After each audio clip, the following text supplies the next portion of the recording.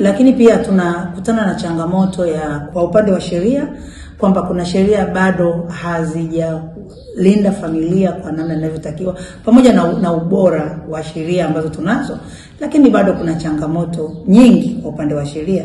Bado sheria yetu ya ndoa inaruhusu ndoa za watoto wadogo au watoto tunasema chini ya umri wa miaka 18.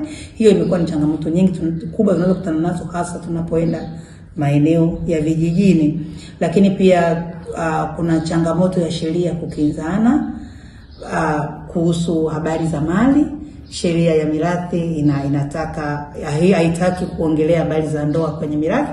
Wakati huo unakuta aliyefariki mwenza mmoja amekuwa amechangia, na inabidi hiyo mali iende kwa mtu ambaye iende kwenye mirathi kama mali ya mtu aliyefariki.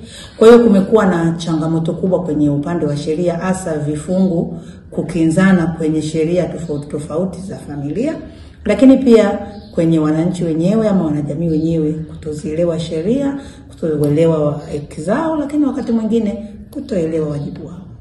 Wito wangu kwenye jamii, kwanza tujue wajibu wetu. Ni kitu cha kwanza ambao tunapewa kisheria.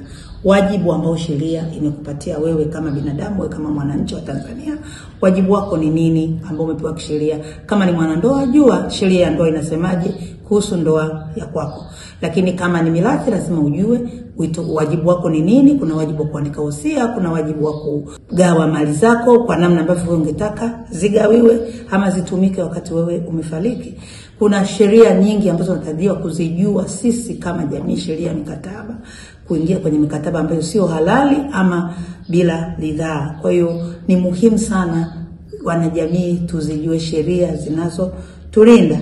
Lakini pia ni wito wangu tutafute elimu sahihi kuhusu maisha yetu na mambo ambayo tunakuwa tunapitia kila siku kwenye jamii. Tupate elimu ya familia, elimu ya malezi na elimu ya mikataba tofauti au makubaliano. Hivyo ndio vitu vikubwa ambavyo vinaleta changamoto kwenye jamii. Maana yake ninatoa wito, sisi hapa Kituo cha Usuluhishi tuna program maalum kabisa ambazo tunatoa mafunzo ama tunatoa ushauri kwa mtu ambaye sio kwamba una migogoro, hapana.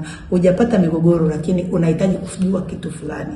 Ndio kwenye ofisi zetu utakaa na mtaalamu husika hata kueleza namna ya kufanya kwenye hilo jambo husika ama kukupa tu uelewa kuhusu hilo jambo lako husika. Karibuni sana.